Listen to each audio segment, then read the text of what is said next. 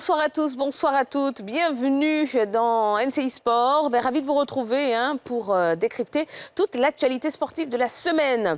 La défaite de l'ASEC Mimosa en Coupe de la Confédération et le beau début de saison de l'Africa Sport. Eh bien, ces deux sujets font partie des différents sujets qu'on va développer ce soir. Je vous propose tout de suite de découvrir le sommaire complet de ce numéro de NCI Sport.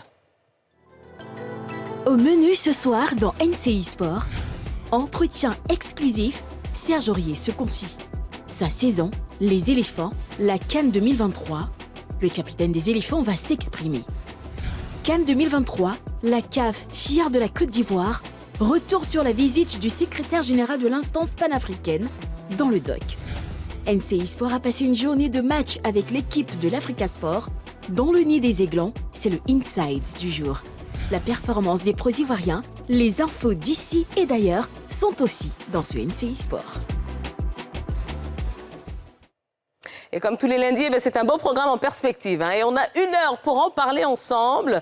Et vous le voyez, non, je ne suis pas seule sur ce plateau. Je suis très bien accompagnée ce soir. Bonsoir Nasser Eddy. Salut Tia. Comment allez-vous ? Physiquement, ça va. Ouais. Après, en tant qu'amoureux du football, après le spectacle qui nous a été servi hier par l'ASEC au Nigeria, franchement, on n'est pas très, très optimiste. La semaine n'a pas très bien commencé. Ah, mince alors. Non, mais ils vont se refaire quand même. On espère. Ouais. Ça sera, heureusement, là, ils ont dès jeudi face au FC San Pedro en championnat et ensuite en Coupe d'Afrique dès dimanche à Yamoussoukro. On espère que la page sera très vite tourner, voilà, parce que ce qu'on a vu hier face aux Rivers United, honnêtement, c'est pas ce à quoi on s'attend en termes de niveau. Voilà, quand on sait, on accueille la CAN, la Coupe d'Afrique des Nations, dans 11 mois à peine. Le football ivoirien prend un virage que l'on veut radieux, un nouveau virage. Quand on voit ce qui a été servi hier, franchement, c'est à contre-courant de tout ce qu'on espère pour le football ivoirien. Donc, voilà.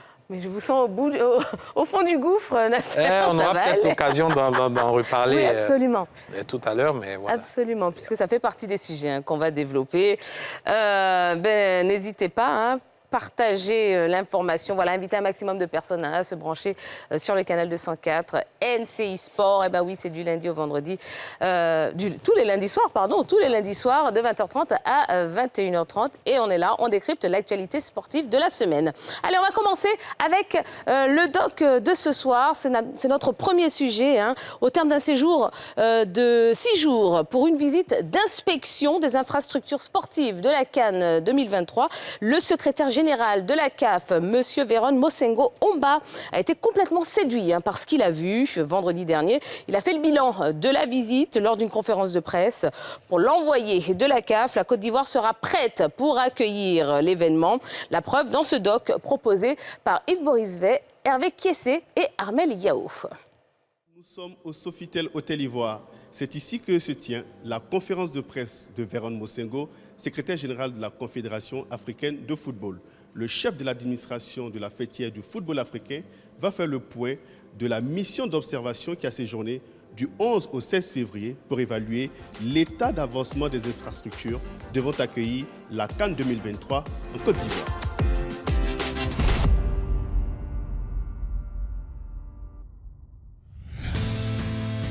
La prochaine Coupe d'Afrique des Nations se jouera en Côte d'Ivoire. Ça, tout le monde le sait.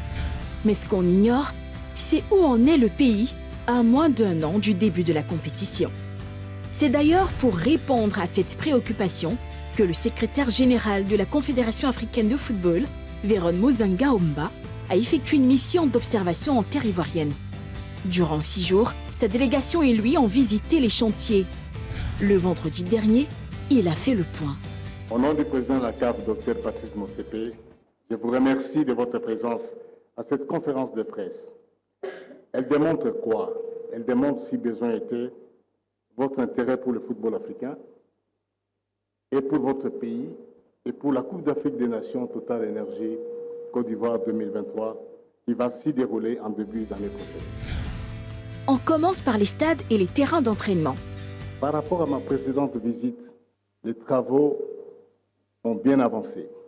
Sur les 6 stades attendus, 3 sont prêts. et Bimpe, Ouaké et Yamoussoukro.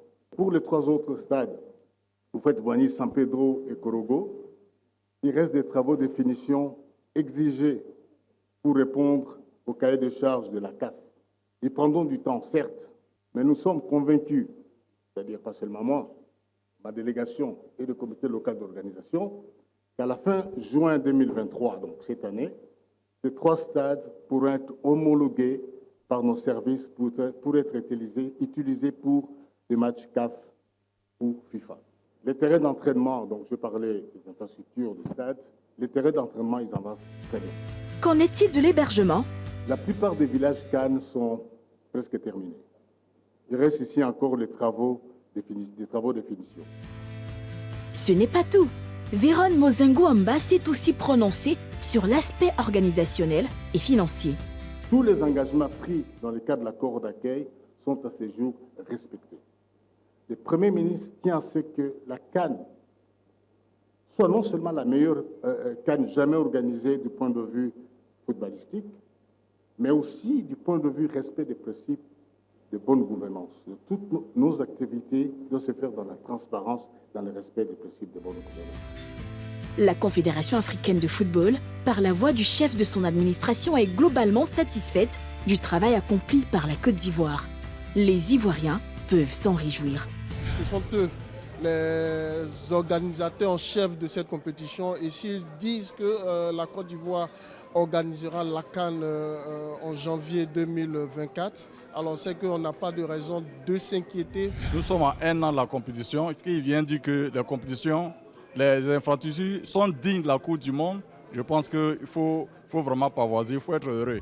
Les Ivoiriens dans la majorité étaient inquiets, mais avec ce que le secrétaire général de la CAF vient de dire, nous pensons que la CAN aura vraiment effectivement lieu en Côte d'Ivoire. Oui, c'est vrai, il y a des réglages à faire, il y a des petits réglages à faire, des derniers petits réglages à faire, mais il faut demeurer optimiste. La Côte d'Ivoire va nous faire rêver, c'est plus que sûr. Et les travaux avancent, il a reconnu, et donc les efforts continuent à être fournis. Et ça va être la CAN de la CAN, quoi.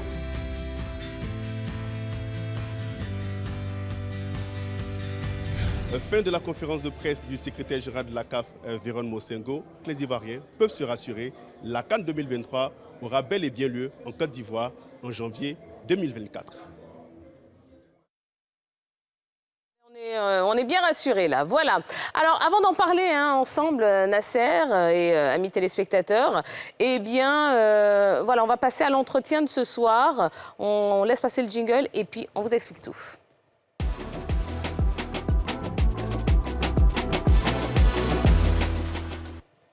Et l'entretien de ce soir, eh bien, c'est avec le capitaine des éléphants de Côte d'Ivoire. Oui, après Toulouse, le Paris Saint-Germain, Tottenham ou encore Villarreal, eh bien, il évolue depuis août 2022 à Nottingham Forest où il reprend des couleurs. Serge Aurier est avec nous ce soir depuis l'Angleterre. Bonsoir Capi, est-ce que vous m'entendez? Je vous entends très bien, bonsoir. Comment allez-vous? Ça va et vous? Ça va. Oui, très très bien. En tout cas, merci d'avoir accepté notre invitation. Alors on sait, Serge Aurier, que vous êtes sorti samedi sur blessure. C'était face à Manchester City. Rassurez-nous un petit peu, comment vous vous sentez aujourd'hui? Ouais, ça va, ça va. Il y a plus de peur que de mal. Mais oui, effectivement, j'ai dû sortir parce que j'ai ressenti une petite douleur au mollet. Mais ça va, ça va.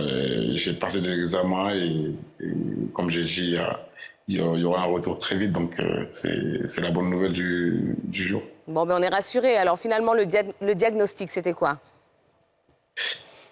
C'était, bon, vous savez, j'ai beaucoup enchaîné ces derniers temps, donc c'était plus de la fatigue qu'autre chose.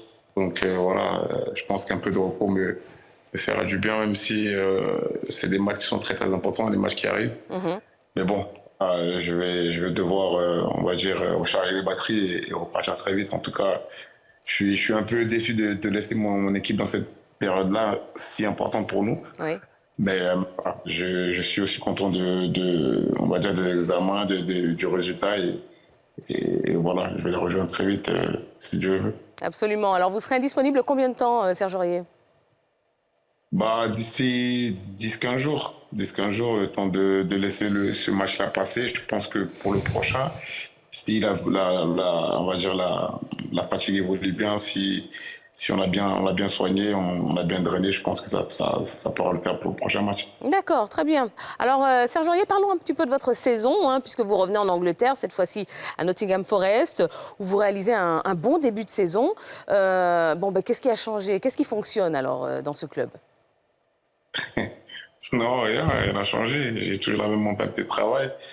Je suis arrivé, c'est vrai qu'au début, c'était pas facile parce que j'ai rejoint l'équipe, le championnat avait déjà commencé. On avait déjà perdu beaucoup de points. Et donc, voilà, fallait pas traîner, fallait juste être là au moment et puis surtout redonner un peu de couleur à cette équipe-là qui avait vraiment besoin on va dire, d'expérience parce que c'est une équipe qui vient de seconde division. Il y a beaucoup de joueurs dans cette équipe-là et puis forcément, voilà, ça joue un peu avec la folie. Donc, forcément, c'est pas le même championnat. Et puis, il y avait aussi un petit manque d'expérience dans cette équipe-là. Donc, mon arrivée et l'arrivée de certains comme Boli, exactement. Donc, ça nous a un peu donné un peu de couleur. Et puis, voilà, on essaie de se battre tous les week-ends pour essayer de maintenir le club parce que c'est l'objectif de tous. On a joué dans des grands clubs, on connaît un peu la pression du haut niveau. Donc, forcément, ça aide beaucoup l'équipe. Et puis, on essaie tous les week-ends de répéter les mêmes matchs, même si c'est pas facile. Mais je pense qu'on est sur la bonne voie en 2023. Je pense qu'on fait partie des meilleures équipes en Première Ligue. Donc, voilà, on va continuer.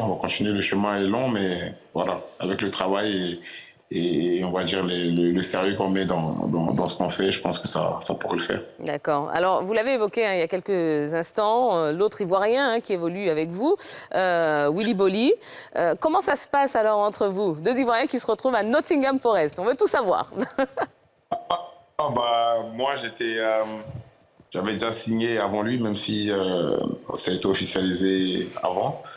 Mais j'avais signé avant lui et au moment où j'étais en train de passer ma visite médicale, le club avait déjà évoqué son nom. Donc, forcément, j'ai donné mon avis et puis même lui, je l'ai appelé pour demander qu'il fasse le forcing ici pour couper son club parce que je sais que ça se passait pas bien là-bas. Il avait envie de partir. Et je ne voulais pas qu'il aille ailleurs. Je voulais qu'il soit ici avec moi pour nous aider à réaliser l'objectif du club. Et je pense que ça a venu aussi a fait du bien à l'équipe. C'est un bosseur parce qu'il n'a pas joué tout de suite, parce que c'est normal, le coach avait déjà ses joueurs avec qui il est monté, donc forcément, il ne lui a pas donné l'opportunité de pouvoir s'exprimer tout de suite. Il a bossé, il a fait ce qu'il avait à faire. Et puis finalement, c'est aujourd'hui un joueur important de notre effectif, même si on l'a perdu sur blessure, souvent blessure. Et c'est ça qui nous embête un petit peu, mais dans l'ensemble, voilà, il a fait ce qu'il avait à faire. Je pense qu'il a la base aussi de la réussite de cette équipe-là ces derniers temps. D'accord. Alors, Serge Aurier, vous avez signé juste un an, juste une saison à Nottingham Forest. Est-ce qu'au moment où on parle, il y a une prolongation qui est à l'ordre du jour ou pas? Non, mais vous savez, j'aime pas me précipiter dans mes choix. Je pense que j'aurais pu continuer l'aventure en Espagne, mais j'ai préféré venir ici parce que c'est un championnat qui me correspond. Je savais aussi que ça allait être un challenge pour moi relevé parce que maintenir un club en première division, surtout ici en Angleterre, qui est le meilleur championnat du monde, c'est aussi un objectif de tous. Donc j'avais besoin de ça, d'un challenge que je n'ai jamais, on va dire, essayé. Et puis aujourd'hui, je suis content d'être là. Maintenant, après, je pense que tout se passe bien ici. Le club est content de moi. Je suis content mais justement, Serge, est-ce que les dirigeants vous ont proposé une prolongation? On en a discuté, mais comme je vous ai dit, je ne vais pas me précipiter pour l'instant. Je pense que l'objectif déjà doit être rempli, c'est de pouvoir s'assurer de rester en Première Ligue. Et après, derrière, tout peut arriver. Je peux comme je peux partir, mais je suis très très bien ici et j'espère que ça va continuer. D'accord. Alors, je voudrais à présent qu'on parle de l'équipe nationale. On est à moins d'un an de la CAN qui se joue chez nous en Côte d'Ivoire. En tant que capitaine, comment est-ce que vous sentez le groupe? Est-ce que vous en parlez un petit peu entre vous? Quelle est l'ambiance aujourd'hui?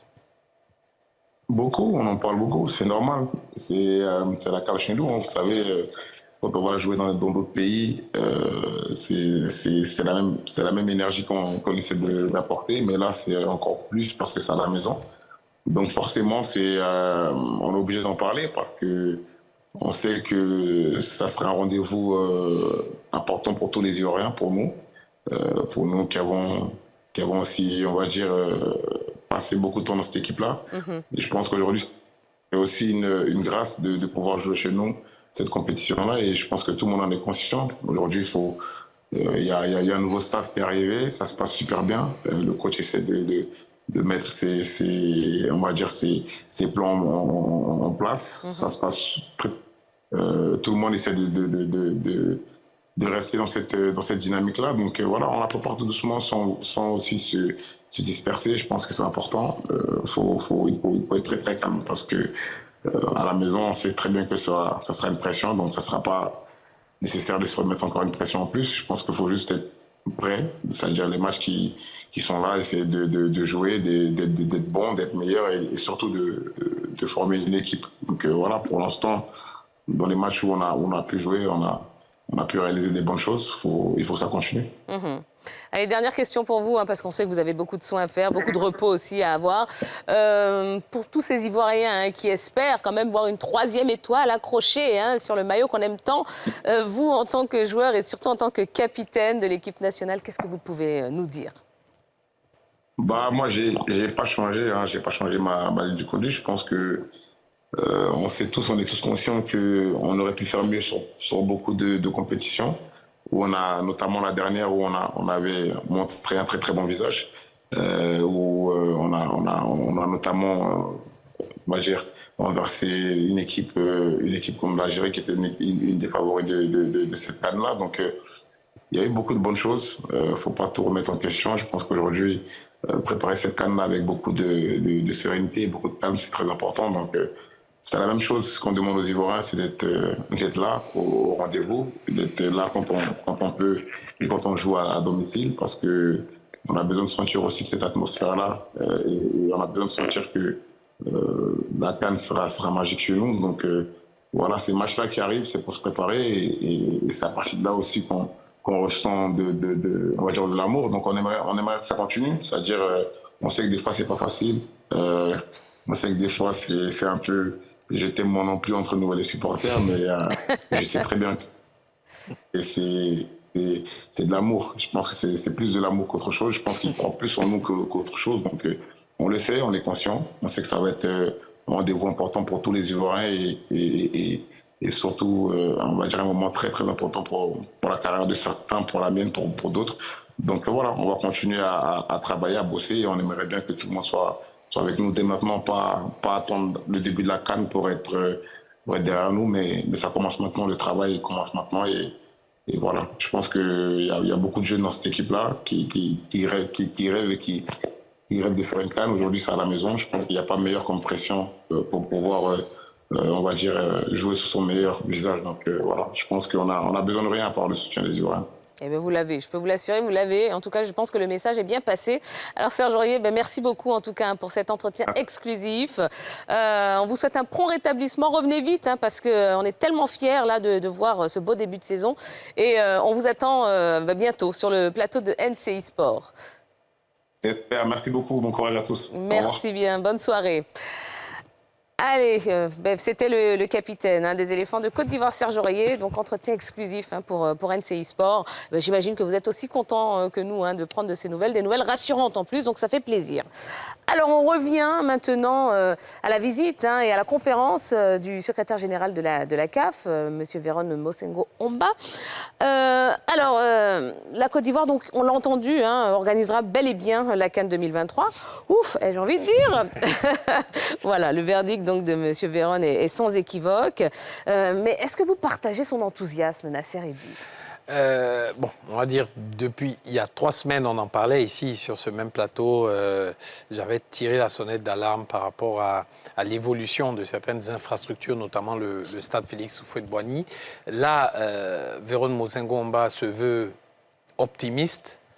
On va dire qu'on est satisfait, on va le suivre dans la démarche, on va lui faire entièrement confiance et voilà, nous, ce n'est que dans notre intérêt, c'est tant mieux pour nous. On n'attend que ça, au fait, on va dire. Donc, c'est un soulagement quand même. Mais on sent quand même qu'il y a... Enfin, j'ai l'impression que vous avez quand même quelques préoccupations. Je me trompe ou pas? On en a toujours. Rapidement, oui, mais lorsque les infrastructures ne sont pas totalement livrées, donc c'est normal qu'on ait quelques appréhensions. Mais après, vu l'évolution de cette dernière semaine, on peut redevenir optimiste. Bon, mais c'est ce qu'on va retenir de la visite de M. Véron Mosengo Omba. Allez, on va poursuivre avec les performances des professionnels ivoiriens en Égypte, en Angleterre, en Autriche ou en France. Eh bien, fortune diverse pour nos éléphants. On fait le point dans Thermopro avec Armel Yao et Marco Seri. Bonne santé, convalescence ou mauvaise passe, la température des sportifs ivoiriens à travers le monde. Commençons par l'Égypte, où Ruth Blackby s'est très bien illustrée ce week-end. Pour sa première compétition de l'année, elle s'est adjugée la médaille d'argent lors de la President Cup Afrique. Rendons-nous en Angleterre, où le temps est très nuageux pour Serge Aurier. Titulaire face à Manchester City à l'occasion de la 24e journée de Premier League, le capitaine des éléphants, après une belle prestation, a été remplacé à la 79e minute de la rencontre suite à une blessure. Espérons que ce ne soit pas grave. Toujours en Angleterre, Datro Fofana a connu sa première titularisation avec Chelsea. L'attaquant ivoirien n'a disputé que la première mi-temps avant d'être remplacé. Selon le média anglais The Sun, l'Ivoirien a l'air trop brut pour être titulaire. 3, c'est la note attribuée à l'ancien de Molde par le tabloïd. Direction l'Autriche où Karim Konaté est quant à lui en bonne santé. Sorti du banc à la 75e minute, l'international ivoirien n'a eu besoin que de 10 minutes pour inscrire son premier but pour sa première apparition sur les couleurs du RB Salzbourg. On file maintenant en France pour parler Muay Thai. Oli la machine est en bonne santé. Le champion ivoirien a remporté son combat par KO au deuxième round face au champion d'Europe, le français Romain Falandry. Terminons ce tour d'horizon en MMA avec notre compatriote Youssouf Binaté. L'international ivoirien a battu par KO le Brésilien Tito Martins après avoir brisé sa jambe.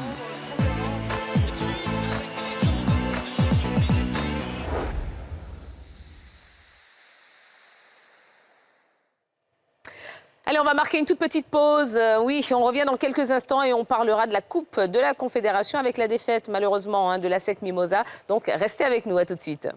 Et on est de retour sur le plateau de NCI Sport. Merci d'être avec nous. Merci d'être aussi nombreux à nous suivre tous les lundis de 20h30 à 21h30 pour analyser l'actualité sportive de la semaine. Et comme je vous le disais il y a quelques instants, eh bien, nous allons parler de la Coupe CAF. Oui, puisque ce dimanche, en Coupe de la Confédération, l'ASEC Mimosa s'est lourdement incliné, 3-0 au Nigeria face à Rivers United lors de la deuxième journée du groupe B. Alors, Nasser Eddy, bon, on va mettre tout fanatisme de côté. Comment est-ce que vous expliquez justement cette chute terrible de l'ASEC? Comment on l'explique? Je pense que c'est dans la droite ligne de l'image que nous donne cette équipe depuis le début de la saison. C'est vrai, elle est leader du championnat, elle a 5 points d'avance sur son dauphin, elle survole un peu, on peut le dire ainsi, le championnat. Mais dans le jeu, c'est pas ça du tout, quoi. Depuis le début de la saison, c'est pas ça du tout. C'est poussif. Il y a beaucoup de victoires à l'arraché. Ça a calé face à un adversaire d'un niveau un peu supérieur. C'était le Oroya en tour préliminaire de la Ligue des Champions. Ensuite, face au Sporting Club de Gagnoa, c'est passé en tour préliminaire de la Coupe de la Confédération. On arrive en phase de poule. Premier match insipide au stade de Yamoussoukro face au Daring Club Motema Pembe, 0-0, aucune créativité, pratiquement pas d'occasion. Et hier, la catastrophe totale. Franchement, on ne sent même pas qu'il y a une âme qui anime cette équipe-là. Alors finalement, la faute à qui? Parce que certains pointent du doigt les joueurs, certains pointent du doigt le coach. Bon, mais c'est un tout, c'est lié. Je veux dire, quand bien même on pointerait du doigt les joueurs, mais ces joueurs-là ont été recrutés par un staff. Donc, par ricochet, le staff porte cette responsabilité. Et on pourrait même aller plus loin en disant que si ce staff-là ne serait pas compétent, parce qu'on parle au conditionnel, ça pourrait être aussi de la responsabilité des dirigeants, etc. Mais stricto sensu, sur le match d'hier, je pense qu'il y a eu une grosse défaillance au niveau du staff technique. Et puis, bon, il manque du talent, tout simplement, sur le terrain. D'accord. Alors, il reste quand même 4 matchs au Mimosa. Est-ce qu'ils ont encore des chances de sortir de cette poule? Mathématiquement, oui. Parce qu'ils sont à 3 points du premier. On n'a joué que 2 matchs. Il en reste encore 4, dont 2 à domicile. Et je l'ai dit, ça commence dès dimanche face au Diable Noir à Yamoussoukro. Donc oui, mathématiquement, c'est jouable. Après, je reste aussi persuadé que le niveau est très homogène entre les 4 équipes de ce groupe-là, parce que la SEC ne s'est pas fait piétiner ici lors du premier match. Hier, ça a flanché en défense surtout, mais la SEC a eu des occasions. La SEC aurait pu mettre 1 ou 2 buts également. Donc, il faut tirer la sonnette d'alarme, mais rien n'est encore joué, tout est encore possible. D'accord. Alors, autre fait marquant de cette deuxième journée, c'est la défaite du TP Mazembe en Tanzanie, dans le groupe D. Est-ce que vous vous y attendiez à cette défaite? Oui, je m'y attendais un peu, surtout vu l'adversaire en face, quoi. Le Young African, qui est conduit certainement par le meilleur attaquant de pointe qui évolue actuellement sur le sol africain, je vais dire, voilà, le Congolais junior. On a là 2 équipes aux trajectoires différentes, quand même. On a une équipe des Young Africans qui est en plein essor sur le plan continental. Et à contrario, une équipe du TP Mazembe qui ne fait que régresser depuis 2-3 saisons, depuis que le président Moïse Katumbi a un peu levé du pied. Il a un peu lâché du lest et ça se ressent sur le niveau de l'équipe. Et en face, on a pour moi aussi l'un des favoris quand même de cette compétition-là, les Young Africans, menés par Aziz Stéphane, l'ancien de la SEC Mimosa. Ouais. Bon, en ce qui concerne donc la SEC, son prochain adversaire, ce sont les Diables Noirs du Congo. Et ce sera lors de cette 3e journée prévue le 26 février à Yamoussoukro. Voilà. Allez, on poursuit notre programme. Et c'est avec le Inside. Et c'est du football au programme de ce Inside avec l'équipe de l'Africa Sport qui a ouvert ses portes à Yves-Boris Vert, Amel Diao et Hervé Kiessé pour une immersion depuis leur mise au vert jusqu'au stade Robert Champroux pour leur match de la 15e journée. C'était face à Issia. Regardez. Si on a une bonne défense, on ne peut pas perdre. Si on a de bons attaquants, on va pouvoir gagner.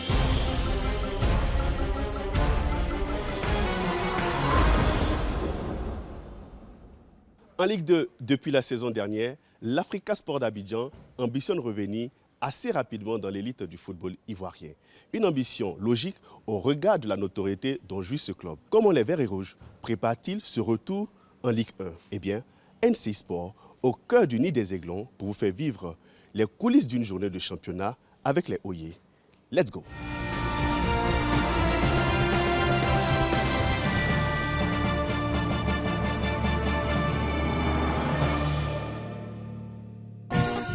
Salut NCI Sport, bienvenue dans le nid des Aiglons.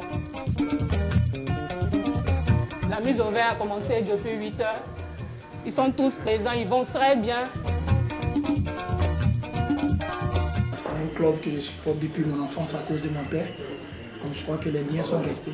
Et pour moi, acheter des équipements du club, c'est aussi soutenir le club. On a une cotisation, il y a un ami qui sa femme a accouché, donc on fait la cotisation pour lui remettre. Et puis, entre les joueurs à cotiser maintenant, pour faire une offrande à la mosquée et à l'église. Avant chaque match, c'est ce qu'on fait. Joseph Kevin, lui c'est le fainéant de l'équipe, le mécanicien. Lui c'est Keita, lui c'est le Sidiki Diabaté de l'équipe. Vous connaissez Ibrahim, nous bois qu'il est. Clément Sanou, c'est le vieux de la vieille. Lui c'est Mohamed Chiko, la panthère, le balèze et le placard.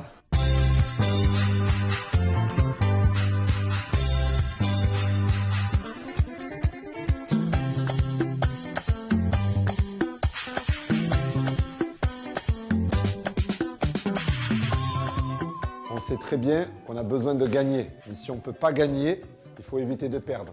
On a compris? Départ à 13h30. On est concentrés, nous tous. C'est la victoire. Ok les gars, c'est le départ. On s'apprête, c'est le départ. On va les gagner. éliminer, moraliser, conscientiser.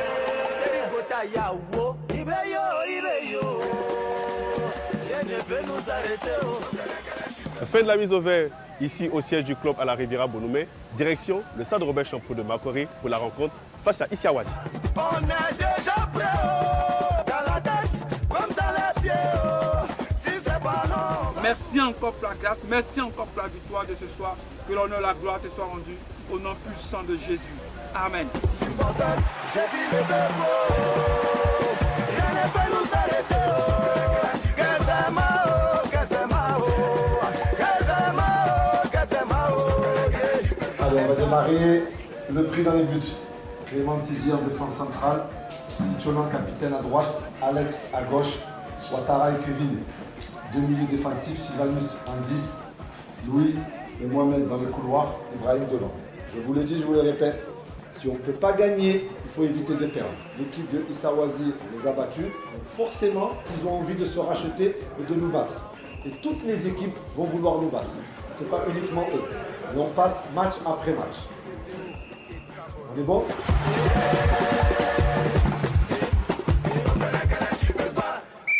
Fin de la première période, l'Africa mène sur la marque de 1-0. Une réalisation signée Ibrahim Koné à la 22e minute de jeu. Hier, on a fait sa mise en place avec le coach.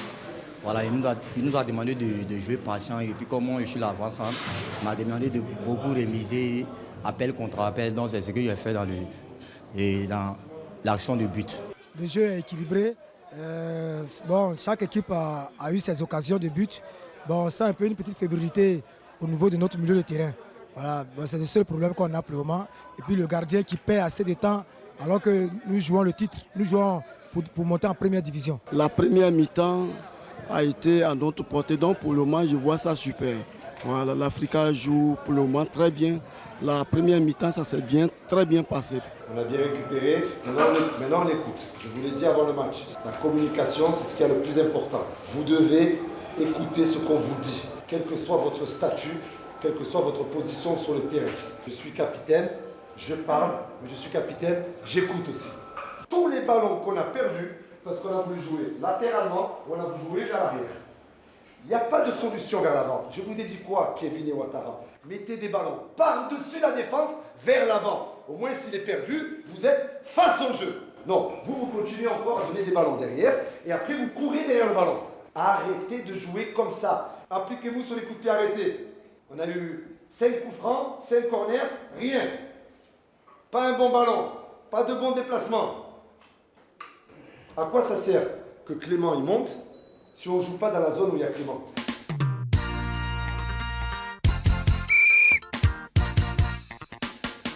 L'essentiel, c'est d'avoir la victoire. Il fallait prendre les 3 points ce soir. On est content parce qu'on a mis en place un schéma de jeu qu'on met en place depuis un moment. On a été réaliste parce qu'on a eu beaucoup trop d'occasions avec un seul but. On doit mettre plusieurs buts plus tôt pour se mettre à l'abri. Les enfants travaillent, au fur et à mesure, les choses vont venir. Là, c'est vrai que l'Africa n'est plus l'Africa d'avant, mais quand même, les enfants font un effort pour pouvoir monter. Les supporters attendent l'Africa en première division et nous, on va tout faire pour faire remonter l'Africa en première division. Fin de la rencontre. Victoire de l'équipe de l'Africa sur le score de 1-0. Un succès qui redonne le sourire aux supporters, qui permet au club de garder espoir pour la probable montée en Ligue 1 la saison prochaine.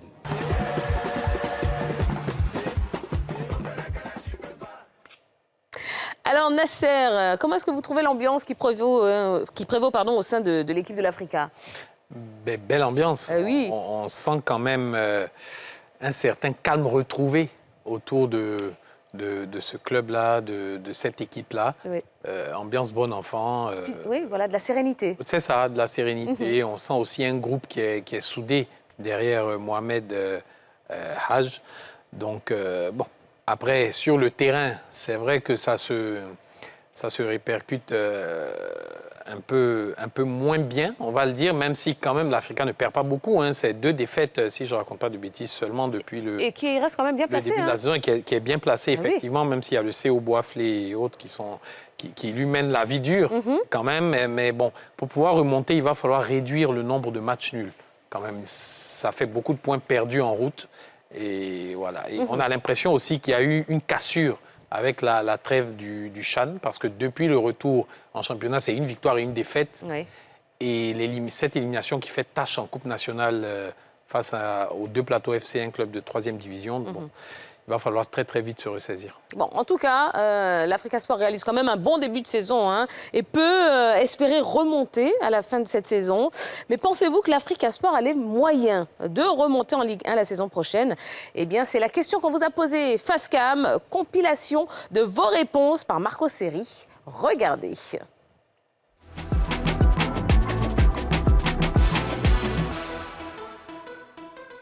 Je pense que l'Afrique a les moyens dans la Ligue 1 parce que nous avons un bon entraîneur, nous avons des joueurs de qualité qui sont en même temps conscients qu'ils n'ont plus droit à l'erreur.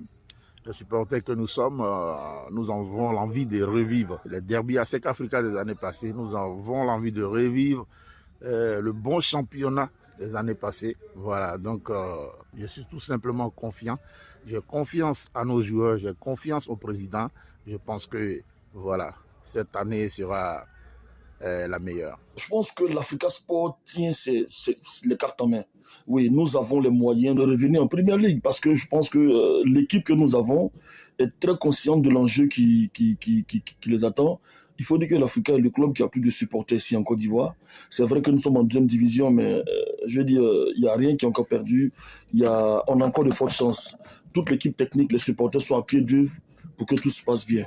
On prie Dieu pour que vraiment les choses avancent. Moi, je vais simplement ce soir encourager toute l'équipe de l'Africa Sport d'Abidjan avec à sa tête le président Kyoto Nassis qui se bat pour faire sortir l'Africa de là où elle est. Et je vous encourage, cher président, je vous encourage, chers joueurs, battez-vous au quotidien. Vous avez le meilleur public de la Côte d'Ivoire qui vous soutient. Voilà, nous sommes tous derrière vous et puis on vous encourage. La montée ou rien. C'est sûr à 100% que l'Africa ira en Ligue 1 l'année prochaine. Et à ça qu'il y aura les problèmes. Moi, je pense que l'Africa Sport doit revenir en Ligue 1. Parce que le championnat ivoirien sans l'Africa n'est pas vraiment très intéressant. C'est comme si on envoyait le Barça en 2e division et le Real seul en 1re division. Vous voyez qu'il n'y aura pas de jeu. Maintenant, quand on dit la Ligue 1, c'est l'Africa Sport et la SEC qui font le championnat. Maintenant, si un va en Ligue 2, vous voyez que non, il n'y aura pas de match vraiment très intéressant. L'année dernière, nous avons failli.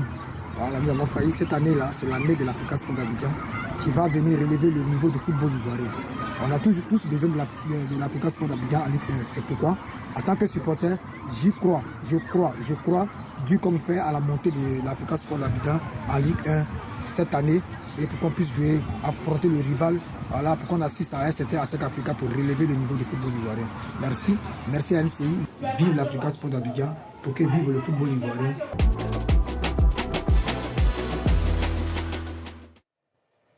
Bon, et vous, Nasser, qu'est-ce que vous en pensez rapidement Vous pensez que l'Africa a les moyens de remonter en Ligue 1 la saison prochaine?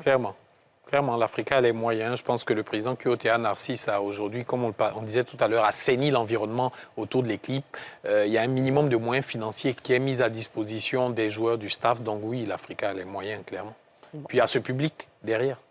Ah, et vous l'avez entendu, le téléspectateur, il a dit l'Africa est le club qui a le plus grand nombre de supporters. Bon, en Ligue 2, déjà, ça c'est sûr. Ça c'est sûr. D'accord, très bien.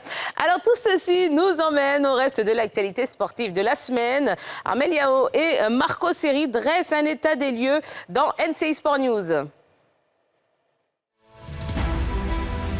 Il s'est passé des choses ce week-end. Volleyball, rugby, basketball, football. Voici un tour d'horizon de l'actualité sportive. Volleyball, l'AS INGS champion. L'association sportive de l'Institut national de la jeunesse et des sports est le nouveau roi de la zone 3. Les étudiants du sport, au terme d'une rencontre très engagée, se sont adjugés le Graal en dominant la formation burkinabé de l'AS Douane 3-7-2, 25-16, 25-20, 19-25, 14-25, 15-2. Un premier sacre continental qui couronne la belle saison des protégés de l'INJS. La SOA, quant à elle, termine à la 3e place du classement. Chez les dames, le CO Descartes a battu la SEC Mimosa lors de la petite finale. Rugby à 7, Winner Stars au top. Le championnat national de rugby à 7 était samedi à sa 2e journée. Cette journée a été dominée par la formation de Winner Stars de Port-Bouët dans la poule A.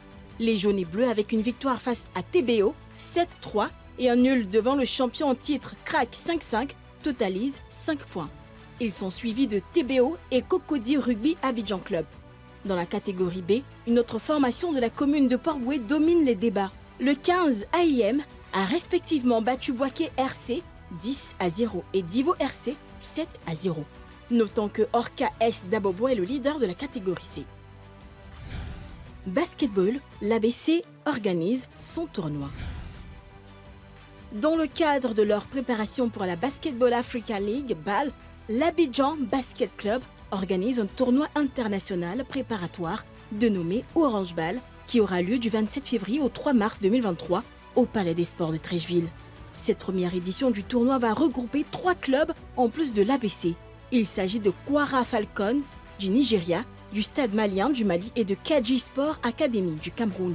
Les 2 premières équipes citées font partie de la même conférence de l'ABC lors des phases de poule de la BAL. Ce sera l'occasion pour coach Liz Mills de bâtir une équipe conquérante avant la grande échéance de la BAL. Basketball, la JCA et FBA invaincus en N1. La Jeunesse Club d'Abidjan et la Friends Basketball Association enchaînent au 10e match sans défaite. Face à la formation de BAT, ex-COE, les hommes de la JCA ont accroché un 10e succès consécutif en autant de sorties en N1. Les guerriers se sont imposés 68-60. De l'autre côté, la FBA a eu raison de NCA en dominant de bout en bout la rencontre. Elles se sont imposées 65-30. Football, la dépouille d'Atsu rapatriée. Le corps du joueur de football international ghanéen Christian Atsu, qui a perdu la vie sous les décombres de sa résidence effondrée dans le district Antakya de Hatay, lors du séisme qui a frappé la Turquie et la Syrie, a été ramené dans son pays, le Ghana. L'avion transportant la dépouille d'Atsu a atterri à l'aéroport international de Kotoka ce dimanche, dans la capitale Accra. Pour info, le frère aîné et la sœur jumelle d'Atsu étaient présents sur le lieu du sauvetage lorsque son corps a été retrouvé. Sa veuve, Marie-Claire Rupio, et leurs 3 enfants étaient dans les tribunes de St. James Park samedi pour rendre hommage aux joueurs avant le match de Premier League de Newcastle contre Liverpool. Et toujours dans l'actualité sportive de la semaine, le taekwondo ivoirien va bien. D'abord avec Cissé Cheikh Salah, 2e médaille d'or depuis le début de l'année 2023, obtenue à la President Cup Africa qui s'est tenue ce vendredi 17 février au Caire, en Égypte. Le champion olympique 2016 se prépare donc très bien en vue des Jeux olympiques Paris 2024. Et puis Michel Boli, vous savez ce taekwondoïne handicapé que nous avions suivi il y a 2 semaines dans sa préparation, a remporté la médaille d'or à l'Open d'Égypte para dans la catégorie moins de 63 kilos. Eh bien, on est extrêmement content pour lui. Et lui aussi, d'ailleurs, regardez. NCI Sport, très bien arrivé en Côte d'Ivoire. Comme nous l'avons dit, nous avons participé à l'Open d'Égypte. Et l'objectif, c'était de faire une médaille d'or. Ce n'était pas facile d'atteindre l'objectif. Mais avec l'encouragement du coach et de mes coéquipiers, on a pu atteindre l'objectif. Merci aussi pour votre soutien et vive la Côte d'Ivoire. La Coupe du Monde des clubs 2023 qui se déroulera en Arabie Saoudite changera de format à partir de 2025. La FIFA a décidé ce mardi 14 février que le tournoi passera désormais à 32 équipes avec désormais 4 représentants pour l'Afrique. Idem pour l'Asie et l'Amérique du Nord. L'Océanie, un représentant. L'Amérique du Sud sera représentée par 6 clubs tandis que l'Europe aura, elle, 12 représentants. Et on termine avec du basketball. Dejan Prokic, le sélectionneur de l'équipe nationale, a communiqué sa liste définitive des 12 retenus pour la fenêtre 6 des qualifications de la Coupe du Monde 2023 qui se tiendra du 24 au 26 février 2023 à Luanda, en Angola. Alors dans cette liste, on note beaucoup d'absents, Assemian Moularé, Maxence Dadier, Cédric Bas pour ne citer que. Beaucoup de nouveaux, Moussa Koné qui évolue en Espagne, François Cuyot qui évolue en France et Jean-Philippe Dali en France également. et quelques anciens, Solo Diabaté, Brian Pamba, Charles Abo ou encore Vafessa Fofana, qui seront, eux, présents pour guider les jeunes. Dans le groupe E de cette ultime fenêtre, la Côte d'Ivoire affrontera le Nigeria le 24 février, l'Ouganda le 25 et le Cap-Vert le dimanche 26 février. Voilà, allez, on va marquer une toute petite pause. Juste après, on va se retrouver avec nos deux invités de la soirée. Oui, on parlera agent de joueurs et on parlera également du rallye du Bandama. Allez, à tout de suite. Et c'est déjà la 3e et dernière partie de cette émission. Ben oui, le temps file, ça passe trop vite. Oui, quand on est là, pour parler de l'actualité sportive de la semaine. Et il nous reste une petite dizaine de minutes à passer ensemble, toujours en compagnie de Nasser Eddy et de nos deux invités, puisqu'à présent, on va parler de nos deux invités. L'un est agent de joueurs, l'autre est pilote professionnel de rallye. Et ils vont parler de leurs activités respectives, qui se déroulent toutes les deux cette semaine. Alors, Jean-Guin, bonsoir. Bonsoir, Tia. Comment allez-vous? Super bien. Alors, Jean-Guin, vous êtes agent de joueur. Oui. Voilà. Et on va saluer notre deuxième invité, Hugo Borges. Bonsoir. Bonsoir. Comment allez-vous? Très, très bien. Voilà. Alors, maintenant que les présentations sont faites, on commence avec vous, Jean-Guin. Alors, le mercato hivernal vient de s'achever. Est-ce qu'il y a eu beaucoup d'activités de votre côté? Bien, ces derniers temps, j'étais constamment en Europe. Je suis resté au moins 2 mois, 3 mois et demi. Et il fallait prendre des contacts très utiles pour moi. Et c'est pour ça, c'est dans ce sens-là que j'ai fait le lancement de ma structure, qui a eu lieu dans un hôtel de la place il n'y a pas longtemps. Et là, maintenant, j'ai fait l'ouverture officielle de ma structure. C'est pour ça que je suis parti dans le vieux continent pour prendre des contacts très utiles. Et maintenant que d'ici le 3 mars, elle va s'ouvrir officiellement. Et c'est à partir de là, je commence à zéro. Donc je pars sur de nouvelles bases. Ouais. D'accord, on va revenir dessus, mais bon, vous n'avez quand même pas bien répondu à ma question, Jean-Guin. J'ai dit, est-ce que, voilà, pendant ce mercato-là, il y a eu du changement, il y a eu des choses qui ont bougé chez vos joueurs ou pas? Je n'ai pas travaillé en ce moment hivernal. C'est en été, je vais commencer à travailler. Ok, d'accord. Alors Hugo Borges, comment se porte le rallye ivoirien? Très, très bien. C'est un petit peu la vieille dame, si je reprends un petit peu l'expression de nos footeux, puisque le rallye du Bandama, c'est la 2e plus ancienne compétition d'Afrique. Anciennement championnat du monde, championnat d'Afrique. C'est un petit peu le gros challenge que tous les pilotes africains rêvent encore d'aller chercher. Cette mythique oreille d'éléphant qui est le trophée du Bandama. Donc, le Bandama se porte bien. C'est la 49e édition que nous allons attaquer d'ici 3 jours. Eh oui, on y est presque, déjà. Oui. Voilà, donc anxieux d'y être comme compétiteur. Et donc le Bandama et nous allons tous très, très bien. D'accord. Oui. Je vous ai entendu parler avec beaucoup de nostalgie quand même. C'est vrai, c'est un rallye mythique qui a longtemps bercé mon enfance aussi, et celle de beaucoup de personnes. Mais aujourd'hui, force est de reconnaître qu'on en entend un peu moins parler. Peut-être que je me trompe. Est-ce que vraiment le rallye ivoirien se porte à merveille, et donc ce rallye du Bandama, comme il se portait il y a 15 ans, 20 ans, 25 ans? Oui, alors, je vais essayer de dire que toutes les responsabilités sportives sont partagées.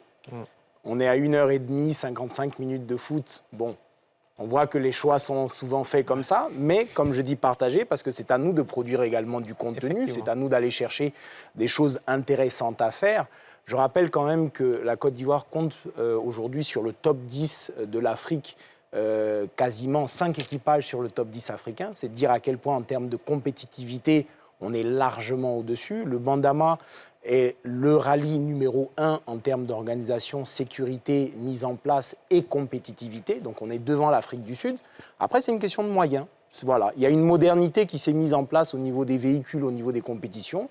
On a eu un peu plus de mal à suivre. On rattrape aujourd'hui. Vous avez des véhicules aujourd'hui en Côte d'Ivoire qui n'existent même pas en Afrique de l'Est.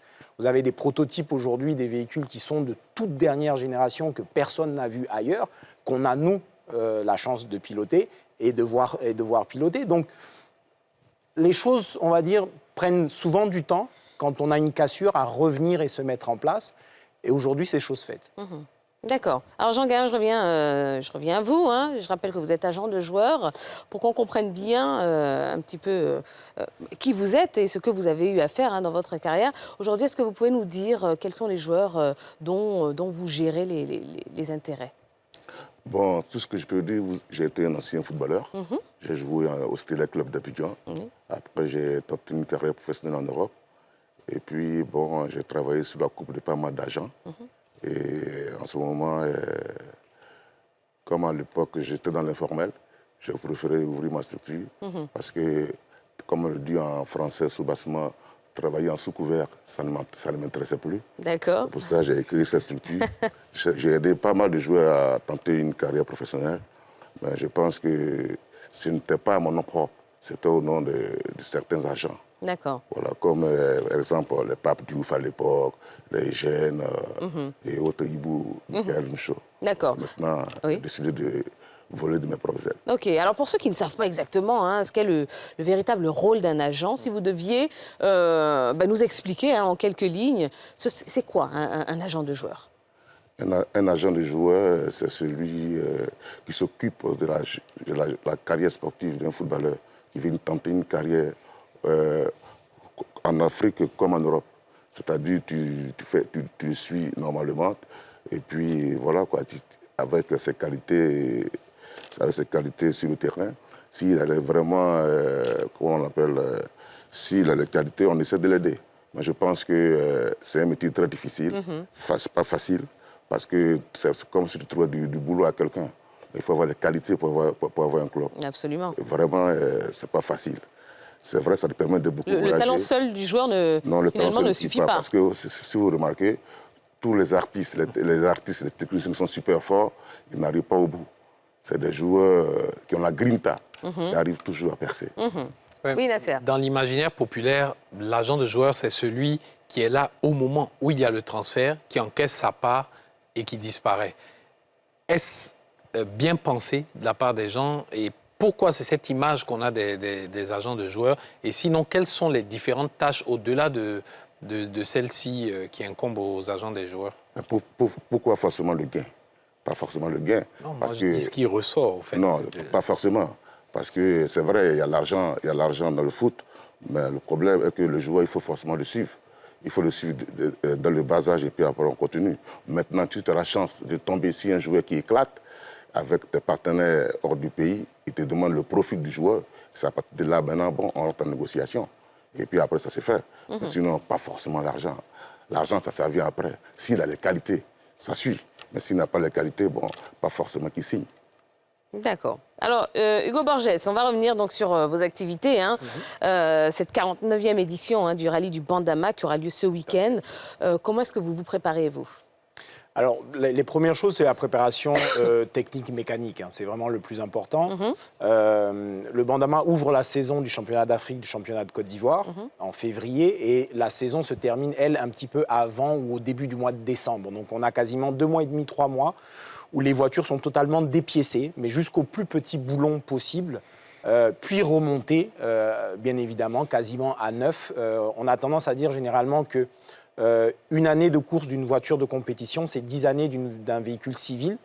Donc vous imaginez un peu en termes d'usure ce que ça représente. Donc la préparation mécanique, c'est la première chose. La préparation physique, elle est un peu plus légère. On est dans un sport qui demande énormément de concentration. Donc ça va être surtout un travail sur le calme, la respiration, la concentration. Physiquement, on est soumis à des jets, donc surtout au niveau des virages et des accélérations qui sont très importants. Donc physiquement, il y a un renfort musculaire qu'il faut arriver à mettre avant d'être prêt surtout pour un Bandama. Parce qu'on va avoir 3 jours, 900 km à peu près de course. Donc 900 km à 200 km/h, ça fait... Physiquement, c'est assez prenant. Absolument. Voilà, mécanique et physique à mettre en place qui sont très importants. Il y aura combien d'équipages au départ? Alors 25 équipages donc, nationaux. Il faut dire que le championnat d'Afrique s'est terminé très tard cette année. Donc entre la transition championnat d'Afrique, fin de saison 2022 et départ 2023, beaucoup d'équipages kenyans, sud-africains et ougandais qui comptaient venir n'ont pas pu se mettre en place. Il faut savoir que tous ces équipages viennent chercher des points au Bandama pour le championnat d'Afrique. Ça les met en avant sur leurs autres concurrents en Afrique de l'Est. Et là, malheureusement, le timing n'a pas été bon pour eux. Donc 25 équipages essentiellement ivoiriens, répartis entre les catégories de 4 roues motrices, 2 roues motrices, du 24, 25 et 26 février. Donc à Yamoussoukro. Et sous quel signe est-ce que vous placez cette 49e édition? Alors, j'allais dire préparation. Préparation pour quelque chose d'énorme qui va avoir lieu, c'est le cinquantenaire. Donc cette édition va être quelque part un embryon préparatif et pour les organisateurs et pour les compétiteurs. Après, ça reste un bandama. Il faut... Là, c'est l'équipage qui va parler. Un bandama, on y va pour le gagner. On y va sérieusement. Jean Gain, alors vous ouvrez bientôt vos bureaux ici à Abidjan dans le cadre de vos activités. Bon, ben, expliquez-nous tout. Quels sont les objectifs? Qu'est-ce que vous allez y faire alors? Bon, je pense qu'on va ouvrir cette structure tout juste pour aider. Pour contrer l'immigration clandestine. Parce que beaucoup partent par les bateaux et autres, tout ça. Donc cette structure va venir modifier pas mal de trucs avec les joueurs qui partent clandestinement. Je pense qu'on va essayer de régler tout ça. Parce que cette structure va travailler avec tous les clubs. Et puis, je vais travailler avec pas mal d'agents agréés. Parce qu'aujourd'hui, la Côte d'Ivoire, au sud du Sahara, a pas mal de joueurs, surtout en Afrique aussi. Donc, je veux cette structure pour travailler, pour bosser, pour essayer d'aider pas mal de jeunes. Bon, et si on a envie de se faire, je veux dire, d'être représenté par Jean Gain, alors comment on fait? Il faut juste aller toquer à la porte du bureau. Vous venez me voir. D'abord, moi, je vais vers vous. D'accord. Je vais vers vous parce que c'est moi, je suis intéressé par le talent. Maintenant, après, quand tu viens vers moi, on discute si on peut aider. Mais c'est plus important de jouer ici en Côte d'Ivoire dans un club de D1, D2, D3, même DH. Et à partir de là, on te repère. Il faut compétir. Parce que si tu ne compétis pas, on ne peut pas prendre un joueur à Wangolo, il ne sait pas à Guinée, pour essayer de placer. D'abord, joue ici, fais tes preuves et après tu pars. D'accord.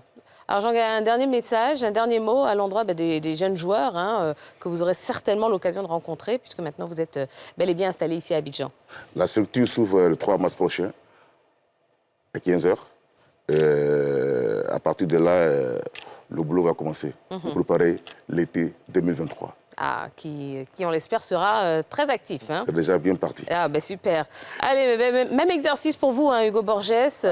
Le dernier mot, il est très simple, c'est rendez-vous à Yamoussoukro, sur le parvis de la Fondation Félix Houphouët-Boigny, qui nous accueille comme chaque année pour le bandama. Donc vendredi, samedi et dimanche, également dans tous les 12 villages et régions qui seront traversés par la compétition. Donc venez nous voir sur les pistes, venez nous voir hors des pistes, venez découvrir ces voitures extraordinaires dont je parlais. Et des anciennes qui sont revenues, on a remis quelques véhicules historiques qui ont fait les grandes heures du bandama que vous avez sûrement connues dans votre enfance. Donc elles seront toutes là, et les compétiteurs également. Donc à très vite à Yamoussoukro. Et en tout cas, NCI sera au cœur de l'événement, au cœur de la compétition. On vous fera vivre ça de l'intérieur. Comptez sur nous. Merci beaucoup, messieurs. Merci. On a passé un très bon moment avec vous. J'étais ravi de vous revoir. Le plaisir était partagé. Merci beaucoup, Nasser Eddy. Merci, Tia. Toujours un plaisir. On fait l'essentiel. Eh ben voilà.